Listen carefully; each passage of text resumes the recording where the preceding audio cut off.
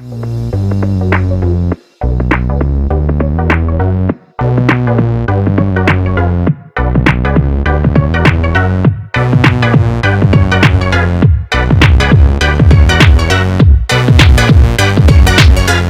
evening, everyone.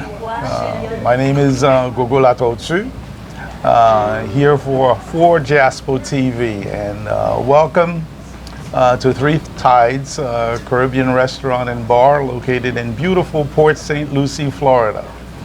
Now, every week I try to seek out and have conversations with people that are in the community, people that I always describe as movers and shakers, people who are doing things that are very positive, and also people who are tied within the Haitian roots.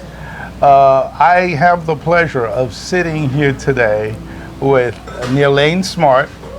NIRLAINE is an attorney, and she is a very fascinating individual that she was also on the bench here within the circuit as a judge. And she has a very fascinating background, and I think you may learn a lot from this conversation. NIRLAINE, welcome, and thank you for joining me. Thank you. On this conversation. Thank you for having me. Thank you for having me. Thank you. Yes. NIRLAINE. Yes. I've known you a long time. Tell me about you. I mean, of course, you're Haitian. Yes, I am Haitian. Okay. I was born in Haiti. Mm-hmm. I came to the United States when I was 3 years old. I grew up in Nyack, New York, which is in Rockland County, and you know, I went to high school there, grade school. I went to Catholic school there. I went to college at SUNY Oswego, that's upstate New York. Right. I studied political science, and then I worked for my Congressman Benjamin A. Gilman, yes, over in Nanuet, Nyack, yes, suffering. He covered that area, and I worked for him for a year, and then I went to law school. I went to Vanderbilt School of Law in Nashville, Tennessee. Nashville, Tennessee. Now, let's in Nashville, go Tennessee. Back a little bit. Okay. Let me go back to the 10-year-old NIRLAINE. Okay. Did you say to yourself, this is what I'm going to do? I'm going to go to law school. I'm going to become a lawyer. I'm going to be a judge. You know, 10-year-old NIRLAINE, what do you think? I always liked to read. I was always a reader. You know, but I was into fashion, believe it or not. Because when I first went to college, I went to Fashion Institute of Merchandising. Oh. Yeah, before I went to SUNY Oswego. So I was always into fashion. And truthfully, if I could have been anything that I wanted to be, you know, and not have my parents in my ear saying, what in the world are you doing? I'd be a DJ. I would. I didn't see that coming. You didn't see that coming? No, I did not. No, really, because I love music. I love music. I'd be a DJ. Yeah. Did you ever get a chance to? No, never got a chance to DJ. No. But I would have loved it. Play music all day? Right. Oh my God, that's wonderful. True. That's a wonderful thing. Yeah. But you know, Haitian parents, oh my God. Yeah. They've been like, what? It's true. It's true. 13, 14. At what point, I know. Yeah. So up to when did you make the turn? This is the thing. Growing up, I have 3 brothers, an older brother, 2 younger. Mm-hmm. You know, I love to argue.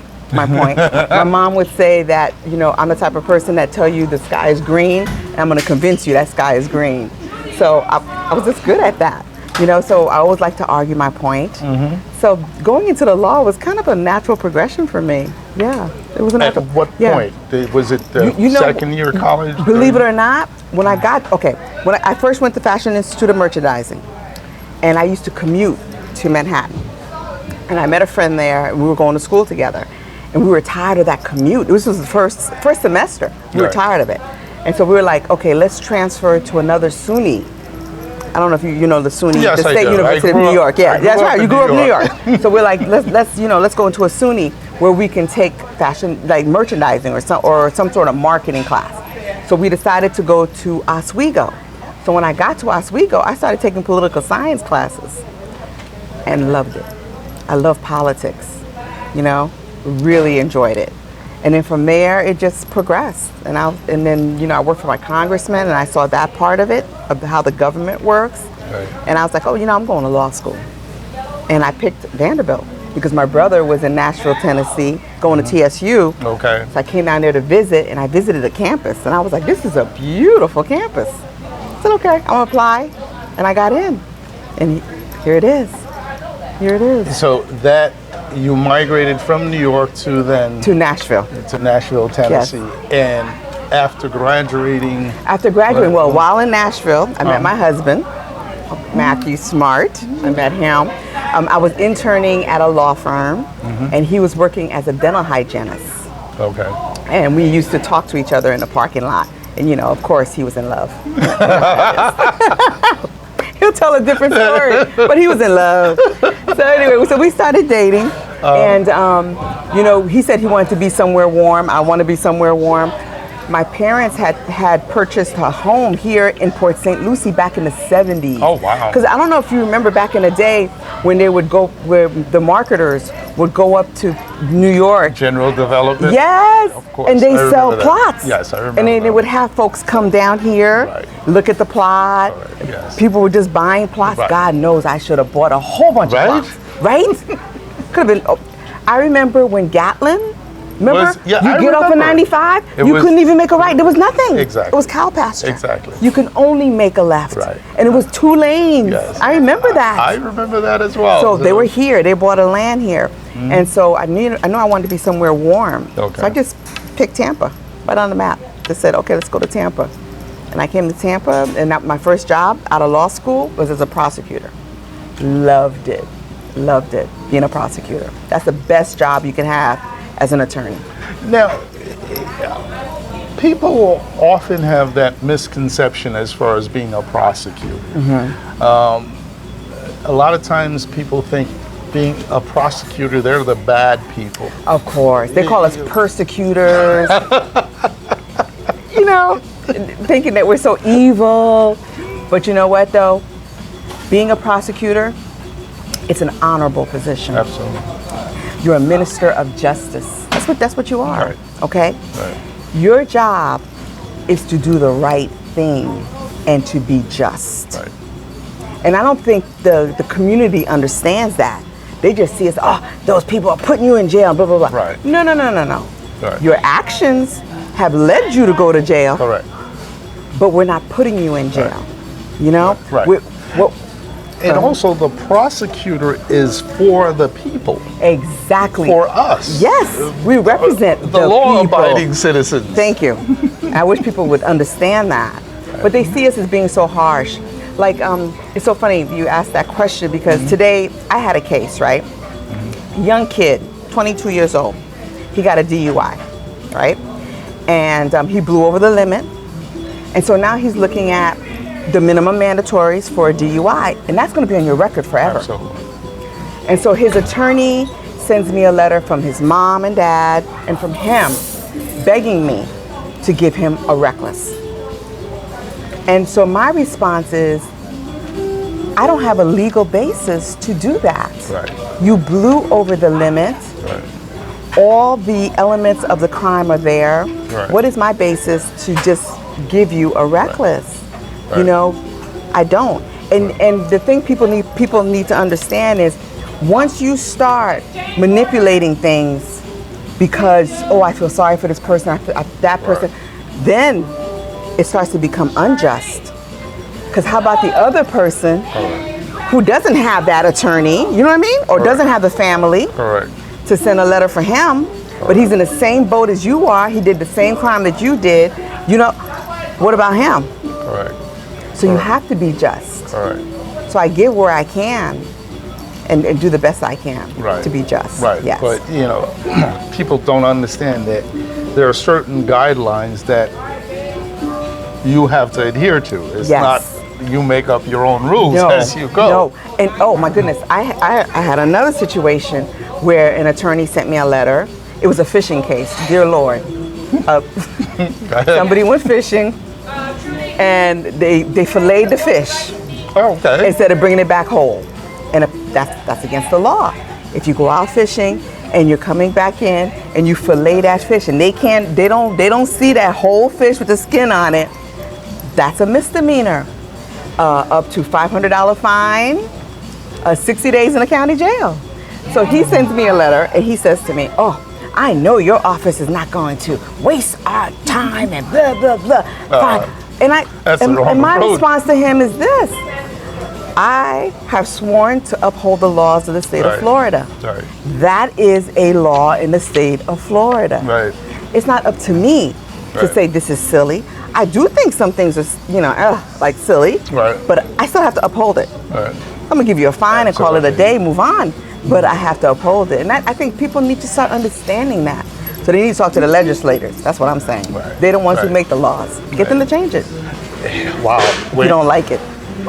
When that story that you just gave there, and that's one of the things I've since learned is that ignorance is no excuse. No excuse. I know that now, but back when I first moved to Florida, remember I came from New York. I was working in New York City, the hectic life. I moved down here, and it was just beautiful, calm.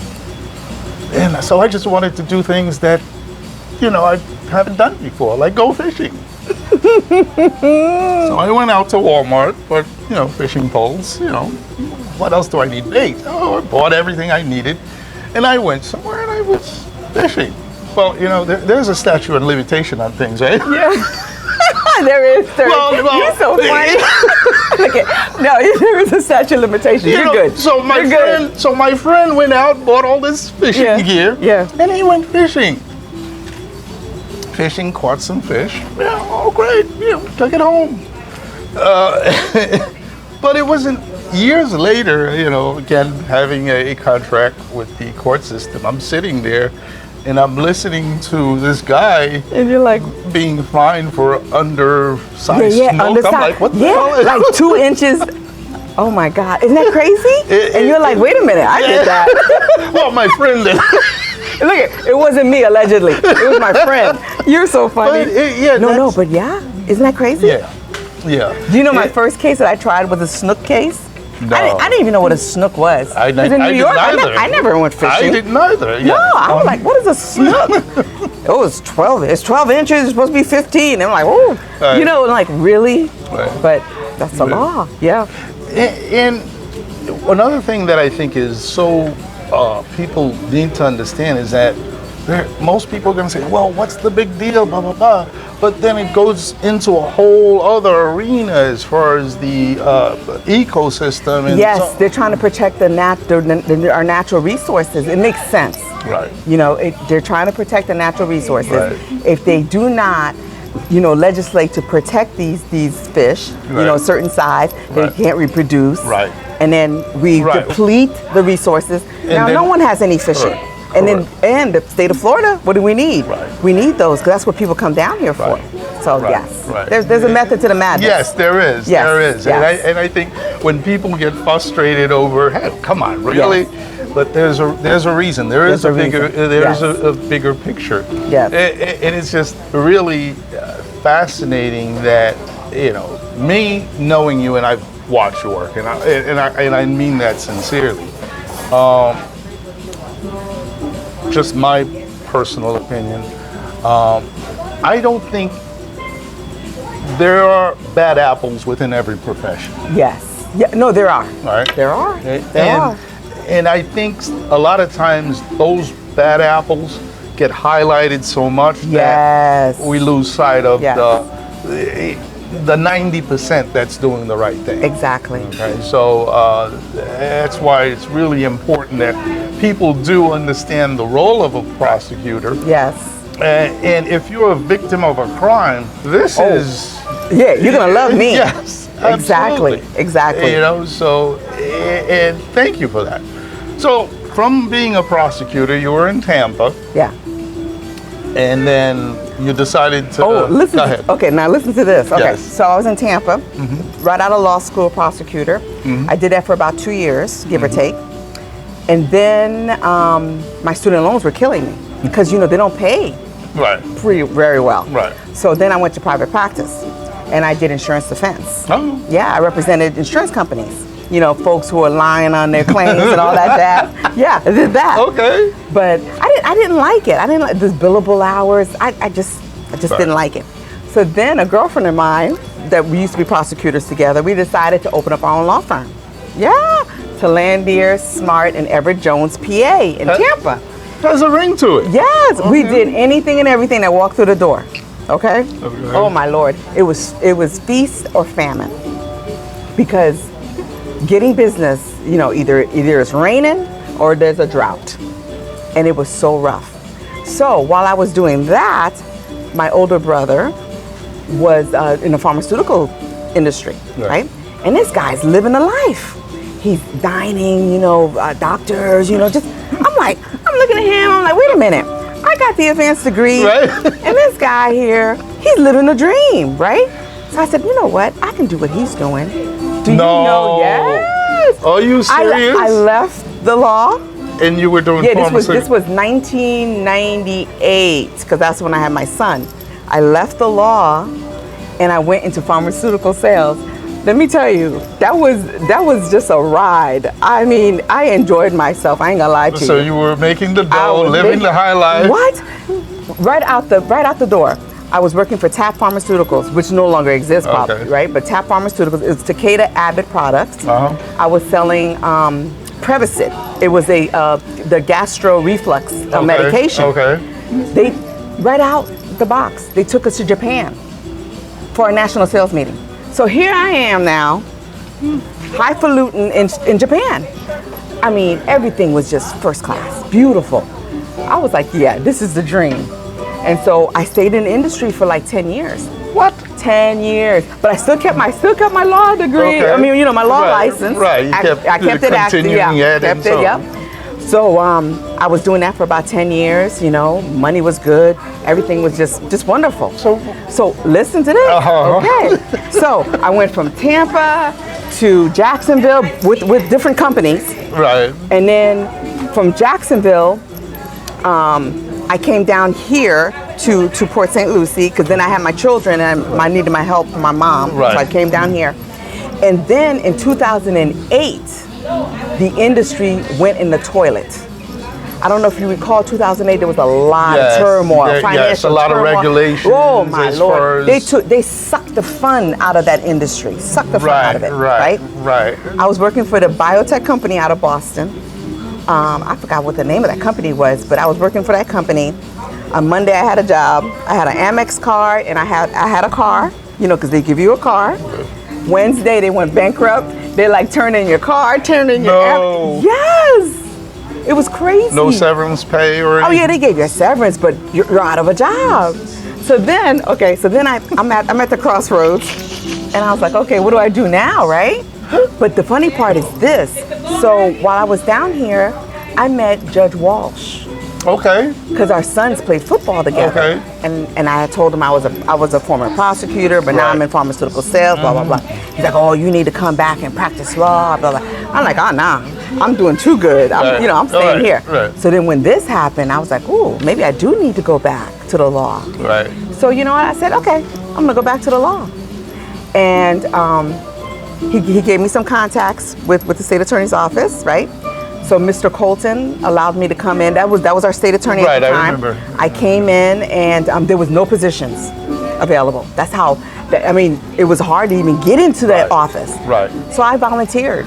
I worked for free for like 2 or 3 months until a position opened, and then I started off. There you go. This is how I got back into the gig. Wow. Look at And that. What year was that? That was 2009. I started at the state attorney's office in Martin County. Wow. Yes. Yes. Wow. Isn't that something? That's a Only a Haitian fascinating person. term. Only a Haitian person would have all these jobs, right? Am I lying? Hey, You know how we are, we right? gotta make it we work. We just make it work. Woo. Yeah. Wow. Nice. It's true. All right, we're going to take a short break, and we'll be right back with NIRLAINE SMART.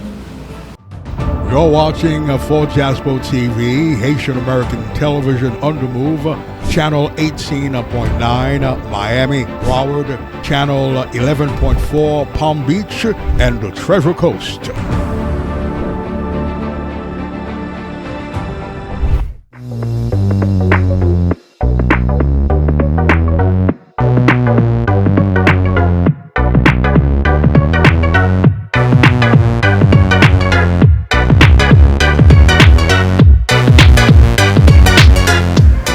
So, going back to this fascinating conversation. So, you started as a prosecutor. Yes, 2009. In 2009 Yes. in Martin County. Yes. Okay. Yes. Now, was the experience from Tampa to this area different, or was it just a shoe-in? Well, you know, I had been out of the legal realm for a bit, though. Think about it, 10 True. years in between. True. So this is all new to me, you know, getting back into the prosecution side of the world. Right. Yeah, so it was kind of new. But I love the area, I love the people, you know, very nice people. We have the best office. Yeah. Best office, best people. Yeah, definitely. Yeah. And I must say, again, not being biased, you have always impressed me as far as how you handle your job. Always professional, always being fair, without being mean. And I try, even though people say I'm mean. And I'm like, mean? They haven't No, seen, they say I'm they mean. haven't seen mean. I know, right? I'm like, I'm not mean. But you know what it is? And okay, my attorney in charge, he always makes this comment that I turn everything into a race thing. I mean, no, jokingly. Well, not jokingly. He says it. He says it. And that's okay. We can have that talk. Because, you know, he and I are we're very cool. Very cool. That's an important In fact, he was my work husband. Okay. And then when I got a job as a judge, we divorced. Okay. So now we're back together. Okay. But now he's married, so anyway. But no, we always have these candid talks, right? And he says, everything's always race with you, NIRLAINE. And I said to him, when you become a black woman, then you'll understand. Because it really is race. It really is. Because when I say something to certain people, depending how I say it, if I'm stern, all of a sudden I'm an angry person. When it's somebody else, you know, oh, they're very authoritative. No, me, I'm angry. You know, when I'm talking to people, you know, Haitian people, when we talk, we're sometimes loud or whatever, and they take it as, oh, you know, you're attacking me, how dare you? No. This is just me. And it's hard for them, I'm telling you. It's hard for them because they can't grasp that concept. What we've lived is different. Although we've been occupying the same space, but our experience is unique to us. Yes. And I often will forgive somebody for not understanding that, because if you didn't live it, it's hard to understand. Yeah, it's hard to understand. And what you said is so powerful, and it is so true, that everything the way we express ourselves can be easily interpreted in a very different way. Exactly. And one thing I've learned, and because I had the privilege of growing up amongst many people, is that as different as we all are, core is really the same. I had a point in my life where I was just hanging out with all white kids. I had a point where I was only hanging out with Jamaican kids. I had a point where I was hanging out with Haitian kids, Hispanic, whatever. But what I found is that once you're within that core, we're all kind of the same. And we all have our biases, and it's really through education, through learning and understanding one another, can someone completely take out that race conversation to say, you're expressing yourself. You're being very firm in your stance. You're not being aggressive or scary. Yes, yes. That's, believe it or not, I've gotten comments like that. That's funny. Oh, absolutely. You're so happy-go-lucky. No, if I'm sitting and I'm not smiling and I'm just have my face, why are you looking so mean? Oh my God. But you know, I'll never forget this. A friend of mine used to say that when he went on interviews, because he's a big black guy, right? Right. He always had to have a big smile on his face to make the white man or white person comfortable. Right. Because if you're not, they're not comfortable with you. It's interpreted in a whole different way. But you know, it's a life that we have. Life, hey. Listen, and we're navigating through it. I know, right? Now, you're a prosecutor, and at one point, you were Judge Smart. I couldn't go up to you and say, "Hey, NIRLAINE," I'd say, "Hey, Judge." You know what? That judgeship, dear Lord, whew, it was a blessing and it was a curse. Okay? It was a blessing that I had gotten the opportunity to do that type of job, to sit on the bench, because our circuit needed that, to see somebody of color on that bench. And it was a curse in that I got to see, you know, that people who I thought were my friends are not really my friends. You know, that when it comes down to it, it is color sometimes. When it comes down to it, it really is. So that's the curse part, you know? But it is what it is. I truly believe God has me in this spot right here as a prosecutor for a reason, and I'm just going to flourish in it. And being a role model for others, you know, and just doing the right thing. Yeah. That is, you know, I want you to elaborate a little bit on the curse part. Oh boy. Well, you know, I got appointed by the governor, right? Correct. And from that point on, I was just being attacked. Everything I did, you know, was under the microscope. Just attacked.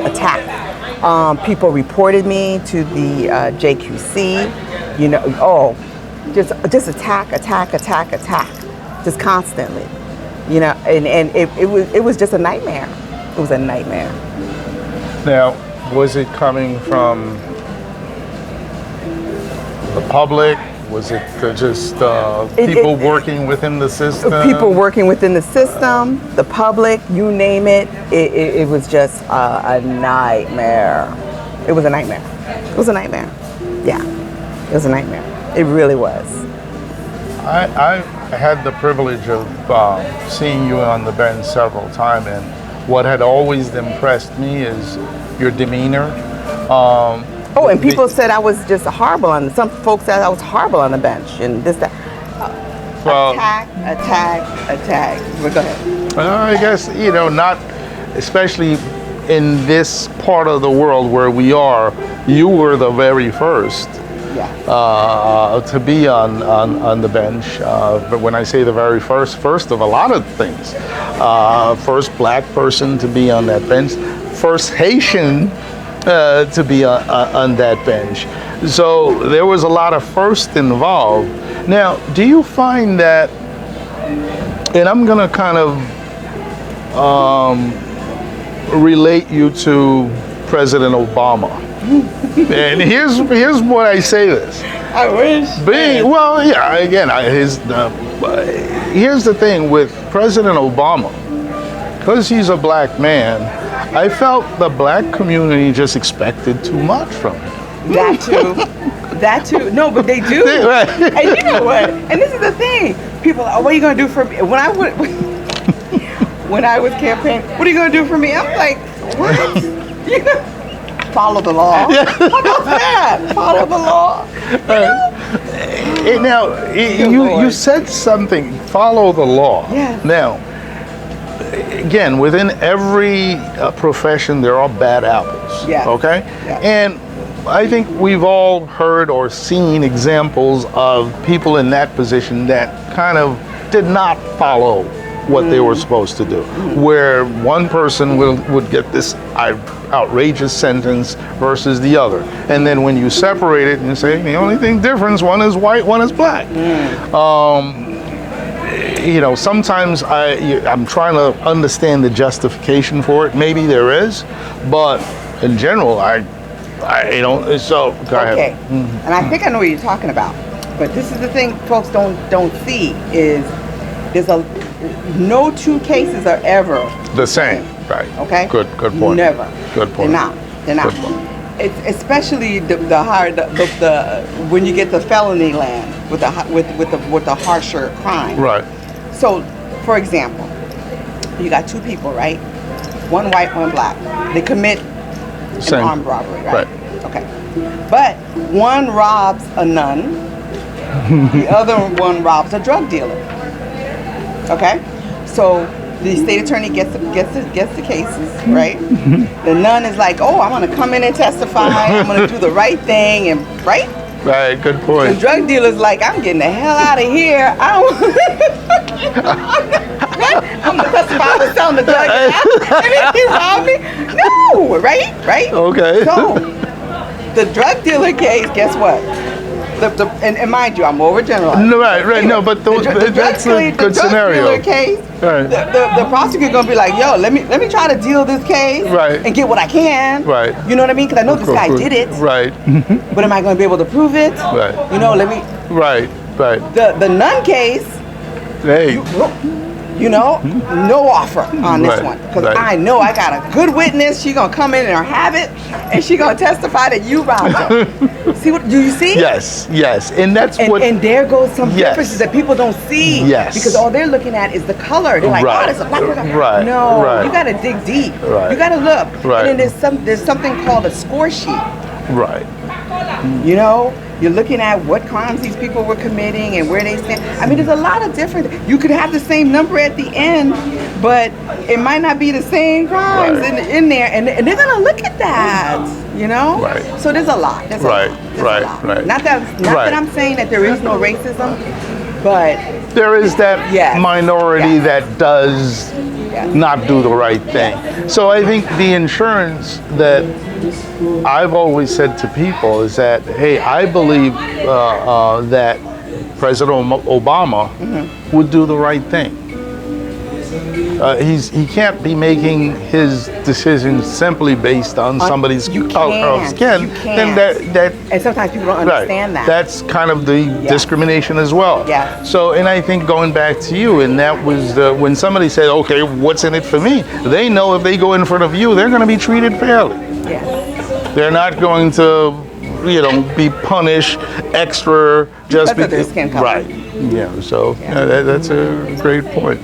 Now, we talked about the curses. Now, how about some of the good stuff? I mean, I'm telling you, I enjoyed the job. I really did. But truth be told, I enjoy being a prosecutor even more. Oh. And I know people probably say, oh, that's because you look at that's because you got booted out. No, because if I was still a judge, I would be able to sit here with you. right. There are restrictions, right? Oh, so much restrictions. Right. That's why they're lonely people sometimes. No, really, you can't say anything. I wouldn't You're be able under to a be microscope. Me. You're under a Right, microscope. I wouldn't be me. right. Like right now, I could be me. Right. Oh, she said damn. I could be me. Right, right, And I right. love it. And I'm an expressive person. Right, but at the same time, I see you as a trailblazer. I see you as a go-getter. I see you as someone who, again, my perception, someone who makes a difference and wants to make a difference. Wouldn't you have more of a leeway sitting on the bench versus being a prosecutor? Let's think about that. Yes, let's Okay. think about that. In the criminal realm, right? How does a case start? Someone does something they're not supposed to do. And the police Arrest, investigate it, right? right, Okay. right. And then they send that arrest affidavit to where? The prosecutor. Right? Right. And the prosecutor says, yay or nay? Correct. So if the prosecutor says nay, where do you think that case goes? Done. Do you think that judge ever sees it? No. So I see. So kind of the gatekeeper of. You are the gatekeeper Okay. for justice. Gotcha. I like that. Gatekeeper. That should be a new podcast. No, really, we are. We're the gatekeepers. We're making sure that folks are doing what they need to be doing. Okay? We're not just rubber stamping stuff as it comes in. Right. No. Right. We're watching, now, God bless body cam. So, officers write out their report, but now we're watching it to see, hey, does it match up? Because sometimes it don't. Right. I'm just saying. Right. But, we're doing our due diligence to do the right thing. I mean, my state attorney, his bottom line is, you do justice, period. Do justice. And who can fault that? Who can say, oh, that's not right? No. See, you being the expert attorney, you just put out an argument there. I can't argue against that. I guess it's just, it was nice, definitely having you on the bench. And I think there was a story that we were talking about that you don't remember, but I know I can't remember it, but you remember it. Vividly, of course I remember it. I remember it, and like I said, your professionalism, and also you in your role as the prosecutor on the bench, you are definitely that 10-year-old little Haitian girl watching you. You are a big inspiration. Or the little boy watching you as well. You are a big inspiration, and thank you for what you do or in being who you are, because there are people that have the knowledge but are not putting their heart into it, into doing the right thing. So, and my perception is you do, and we've been going forward, so I'm gonna kind of go way back. Is that from something that was injected into you from the household you grew up in? Oh, most definitely. You know what? I truly believe it's in our DNA as Haitian people, period. It's the God's honest truth. It's in our DNA, period. I truly believe that. We were made for excellence. Yes. In whatever we do. Yes. Love it. I remember growing up, some of the things that my parents were making me do. Like again, speaking Creole.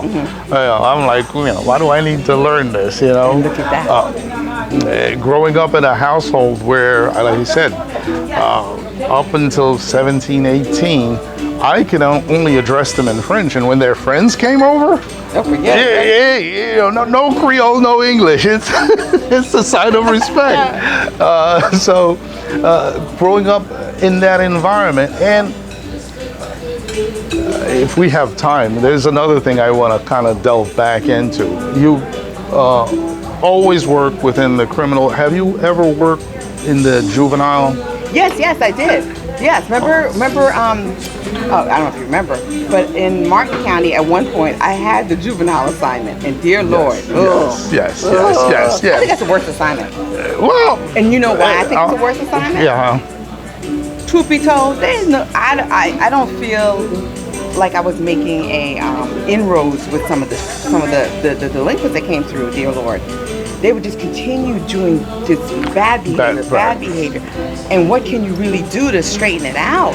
That's the hard part. See, from where I sit and watch, you have delinquency and you have dependency. Oh, two different things. Yes, they are different. But do they intertwine at some point? They do, because a lot of the kids in delinquency are kids from dependency. That's the truth. Okay. Lack of the family unit. Yeah. No, that's the truth. Okay, and I don't want to open up a can of worm at the last minute. Yeah, but it's true. No, it's true. A couple of weeks ago, I had a conversation with a doctor that we had a conversation, and he was part of the dependency and some of the things that happened. Now, from your point of view, within dependency, delinquency,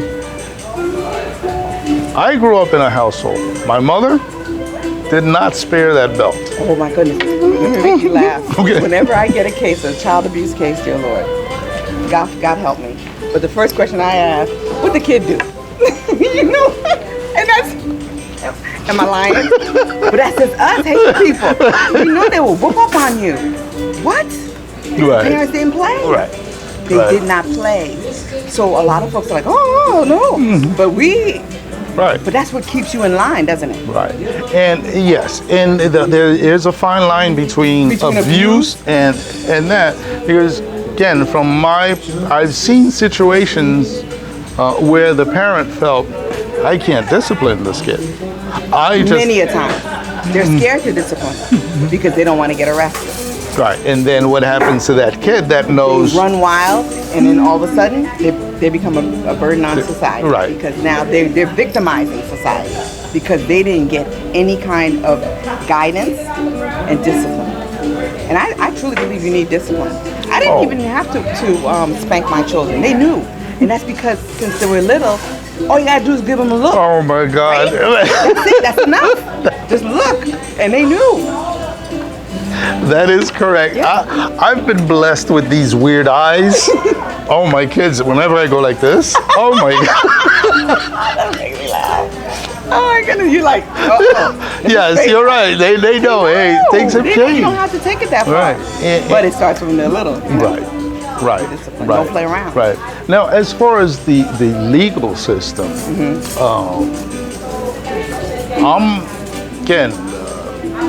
I grew up in an era, even, it's funny, you went to Catholic school, I went to Catholic school. They didn't play around. No, Sister Mary would have me by the ears, dragging me to the principal's office. Yes. This wasn't, beat you. So, Right. Yeah. So we came out okay. Yeah, we did, right? Law-abiding citizens. Right. So is there anything projected within the legal system to curtail this trend? I don't know, dear Lord. I don't know. This is something the legislators have to look at and how they're formulating these laws surrounding these juveniles. I don't know. I don't know what the answer is. I don't. I wish I did. But I don't know. It's a mess. It's a mess. It's a mess. But I think education's important. Right. And the more we can help these families get educated, right. Stay together as a unit, Correct. Correct. Do better, Correct. then maybe it would curtail the children ending up in the criminal system or dependency. Yeah, that's all we can do. Pray. Oh my God. Let's pray. Yes. NIRLAINE, I thank you so much for coming down here and sharing your time with us. And just as I thought, you have a lot to share and a lot to learn from, and it just, again, I've always been a fan of yours. You know that. Yes. I walk into a courtroom, I see you. I know this. There's professionalism, there's fairness, and you're doing your thing. So thank you again for being here. You're so again. sweet. Thank you for being with us, and this is Gogo EVENS with NIRLAINE SMART. Thank you for being with us this evening here at Three Tides Restaurant and Bar in Port St. Lucie. Have a great night, everyone. Good night.